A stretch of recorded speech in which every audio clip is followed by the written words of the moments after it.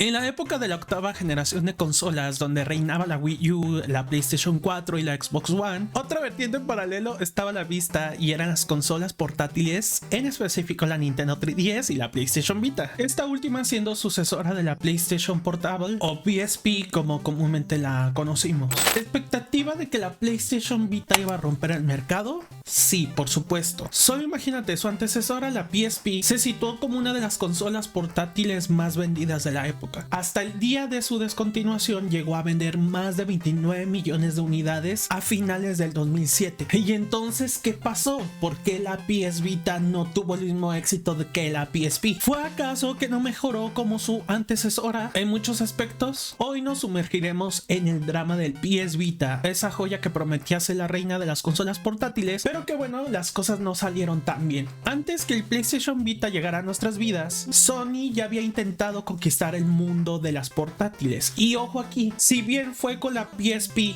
donde Sony se pudo posicionar en el mercado de las consolas portátiles, existió todavía una antes llamada Pocket Station, que bueno, esa es otra historia y que platicaremos en algún momento. Pero repito, no fue hasta que llegó la querida PSP que Sony pudo abrir espacio en el mercado de consolas portátiles. ¿Recuerdan esa belleza? Yo sí. Más allá de lo que ya sabemos del porqué del éxito del PSP, gracias a muchos factores como su diseño y hardware, que valdría la pena hablar de ello en un video dedicado de hecho, fue también consecuencia de su vasta cantidad de títulos disponibles para la consola. Títulos como God of War, Chains of Olympus, hasta Monster Hunter Freedom Unite, la PSP nos dio razones de sobra para tenerla siempre en nuestros bolsillos. Y obviamente Sony se dio cuenta de este suceso y es que decidió sacar una sucesora de esta consola. Una consola que prometía superar a la PSP en cuanto a todo aspecto e incluso a la competencia. Y así llegó el PS Vita en 2011, en específico durante su PlayStation Meeting en Japón por el presidente de Sony Computer Entertainment, Kazuo Hirai, con la promesa de Sony al decir que este sería tan poderoso como la PlayStation 3. ¿Se imaginan? Que por cierto, antes de llegar a esos puntos, ¿te has preguntado en algún momento por qué la PlayStation Vita se llama PlayStation Vita? Según en palabras de Sony, decidieron escoger ese nombre porque Vita significa vida en latín. Interesante, ¿no? Y bueno, ¿qué hacía especial a la PlayStation Vita en comparación a la PSP y a las consolas portátiles por parte de la competencia que se encontraban en ese momento? Te platico, el sistema presentaba una forma ovalada similar al diseño de la primera PSP y es la primera en tener dos joysticks con una pantalla de 5 pulgadas OLED, que para comentarte esto, hablar de una pantalla OLED en esa época era revolucionario y más en una consola portátil. También contaba con un touchpad trasero, una cámara frontal, otra trasera, tenía altavoces estéreo, micrófono, sistema de sensor movimiento 6 axis que vendría siendo el giroscopio de 3 ejes y el acelerómetro de 3 ejes. También te incluía GPS, Wi-Fi, conexión 3G y Bluetooth 2.1. Bueno, casi como si estuviéramos hablando de un smartphone. Y hablando de estas cámaras, estas tenían la capacidad de reconocimiento de rostro, detección de cabeza y seguimiento de cabeza. Impresionante, la verdad. Y bueno, su software en resumen era capaz de tener retrocompatibilidad con juegos de la PSP que incluso recibieron un tratamiento para que se vieran mejorados en la misma. Soportaba códecs casi de todo tipo, ya saben, de imágenes, audio y video. Y entonces, si todo sonaba tan perfecto desde su lanzamiento, no todo fue color de rosa para Sony y la PlayStation Vita. ¿Por qué?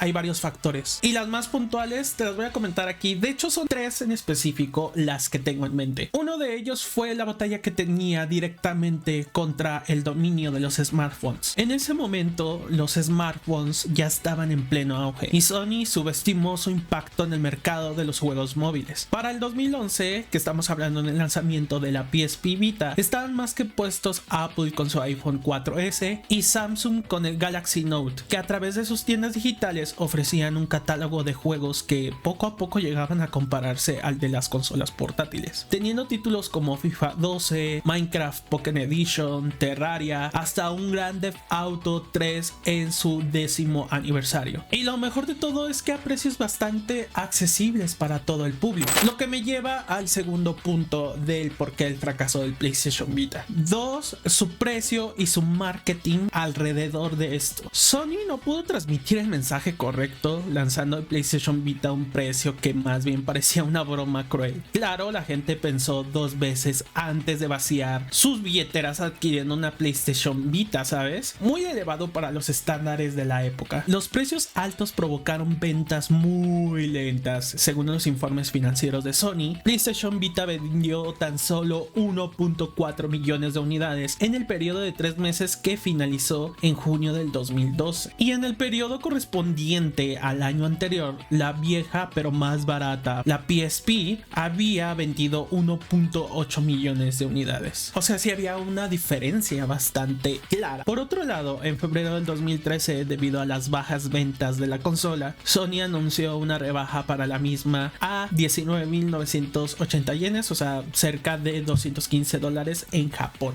Ya digamos que cuando empezaron a hacer esto de la rebaja, sabíamos que las cosas no iban bien. Pero antes de continuar, si te está gustando este video, por favor regálame un like y suscríbete para que te lleguen notificaciones y sepas en qué momento estamos subiendo nuevos videos aquí en Diversity Gamers, este espacio de gamers LGBT y aliados, o sea, básicamente todos. Recuerda seguir las redes sociales de gamers que van a estar apareciendo aquí. De todos modos, en la caja de comentarios ahí van a estar también los enlaces. Continuando, tercer motivo de su fracaso, otro clavo que se añadió al ataúd del PlayStation Vita para acabar con esto, fue la falta de apoyo de los desarrolladores. Me señalo yo como si yo fuera desarrollador. Pocos juegos de calidad llegaron a la plataforma y eso no ayudó a convencer a la gente de que valía la pena invertir en esta consola. Pero ¿por qué sucedió esto? Los desarrolladores se enfrentaron a un problema técnico básicamente. El PlayStation Vita era una bestia en términos de hardware, pero eso también significaba que crear juegos para él era como hacer malabares con antorchas en llamas. Los estudios tuvieron que lidiar con una curva de aprendizaje muy empinada y muchos simplemente no estaban dispuestos a invertir tiempo y recursos en algo tan complicado. Y por su parte, Sony no proporcionó el apoyo continuo necesario para mantener a los desarrolladores comprometidos a pesar de estas limitantes. Sin un respaldo firme, muchos estudios optaron por no arriesgarse y se alejaron del PlayStation Vita así tan fácil, dejándolo más solo que un perro en San Valentín. El clavo final del ataúd fue el anuncio de Sony al decir que ya no iban a continuar en la fabricación del PlayStation Vita y de no volver a hacer consolas portátiles por el momento. Y así es que finalmente en el 2019 anunció que dejaría de producir consolas portátiles después del fracaso que llegó a tener el PlayStation Vita en números generales. Verdaderamente la PlayStation Vita era demasiado buena para su tiempo, pero al mismo tiempo mala para el momento en que fue concebida y sobre todo cómo fue concebida. Pero ojo, no todo fue tan malo en la historia del PlayStation Vita. Hubo momentos buenos durante los años en que estuvo en vida. De hecho, hubo una época dorada por ahí, solamente duró un periodo de un año, pero de ahí en fuera no hubo más nada. Pero lo que no podemos negar es que incluso en la actualidad la PlayStation Vita se sigue vendiendo como si fuera una reliquia. O sea, solamente asómense en portales de venta de cualquier tipo, sea Amazon, eBay, y es que realmente el hardware es tan bueno como consola portátil, e incluso a pesar de que han pasado tantos años se sigue considerando como una de las mejores consolas portátiles. Incluso de hecho hay comparaciones entre el PlayStation Vita y el Nintendo Switch y bueno, no están tan alejados que digamos, entonces yo lo dejo ahí en consideración de ustedes. Aunque la consola no logró lo que propuso, siempre quedará en nuestra memoria como un intento valiente y tal vez un poco ingenuo. Pero ahí no te vayas, si quieres continuar viendo videos sobre esto, quédate en este video que te voy a dejar acá, donde hablamos sobre la diversidad en los videojuegos. Tal vez te lleves una sorpresa sobre la información que puedas encontrar ahí. Nos vemos allá.